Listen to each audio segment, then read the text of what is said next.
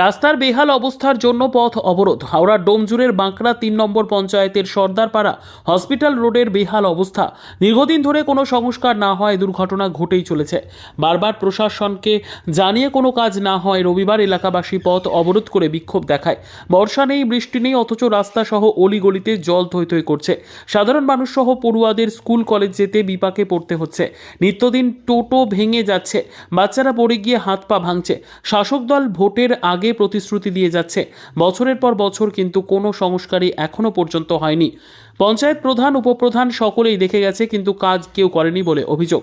ফলে রবিবার ক্ষোভে পেটে পড়ে এলাকাবাসী, বাধ্য হয় তারা পথ অবরোধ করে বিক্ষোভে নামতে।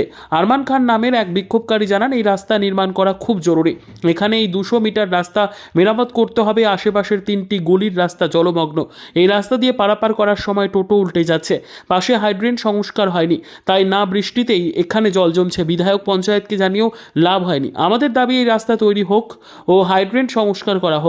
তার আরও অভিযোগ, দীর্ঘ 10 বছর এই রাস্তা মেরামত হয়নি। আমরা বলেছিলাম এর প্রতিবাদে শুক্রবার মিছিল করব, কিন্তু জনপ্রতিনিধিরা বলে এই রাস্তা মেরামত করা হবে, তাই মিছিল করিনি। কিন্তু কোথায় কি, তাই আমরা এদিন পথ অবরোধ করলাম।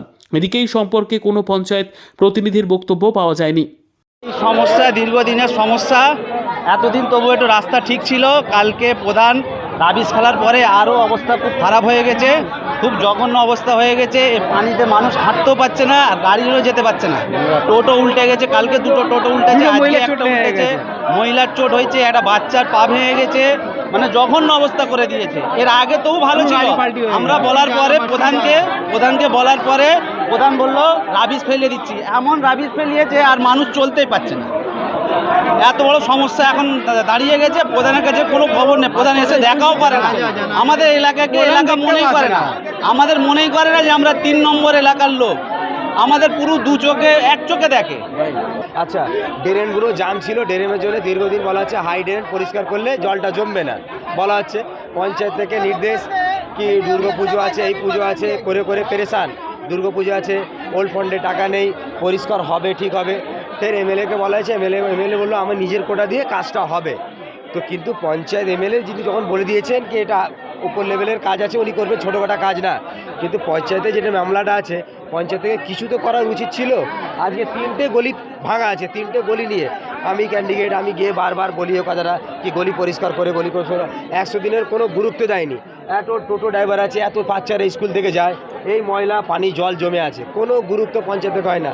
তো লোকের গাল খেয়ে খেয়ে আমরা পাবলিকের কালকে শুক্রবারে আমরা একটা শুক্রবারে এলাকা থেকে র্যালি বেরোতো শুক্রবারে।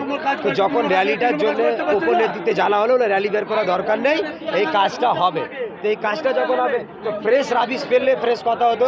কালকে অ্যাসিড পানির এটা গুঁড়োটা ফেললো, কালকেই চিল্লি চেঁচামেচি হলো। কালকে চেঁচামেচি হলো কি রাবিশটা ফেলাটা মানা যাবে না। তো কালকে স্টপ হয়ে গেল। তো আজকে যদি ফ্রেশ রাবিশ ফেলে লোকের আপত্তি ছিল না। কালকে 5টা টোটো, 3টে টোটোর এক্সেল ভেঙেছে, 2টো টোটো পাঞ্চার হয়েছে। কালকে লোক গালগালামত করছে, কাল রাত্রি বাচ্চা পড়ে গিয়ে বাচ্চার পায়ে চোট লাগে। আজকে পাবলিক উত্তেজিত হলো। তো এই জিনিসটা যেটা হচ্ছে নোংরা জিনিসটা নয়। এটা আমাদের চাই পাবলিকের নির্দেশ আছে, পাবলিকের নির্দেশ আছে কি এই রাস্তাটা শীঘ্র ইমিডিয়েটলি রাস্তাটা চাই। এখান থেকে মোটামুটি 200 মিটার রাস্তা যা খারাপ আছে, রসিকগঞ্জ 200 পর্যন্ত 200 মিটার রাস্তা খুব খারাপ। ইমিডিয়েটলি রাস্তা চাই, আর পুরো হাই ড্রেনটা পুরো পরিষ্কার চাই। Bureau report, PB news. Annapurna medical hall, chemist and druggist. এখানে সকল প্রকার ওষুধ পাওয়া যায়। নবাবহাট মোড়, পূর্ব বর্ধমান। যোগাযোগ করুন 6295528655 অথবা 7602347696।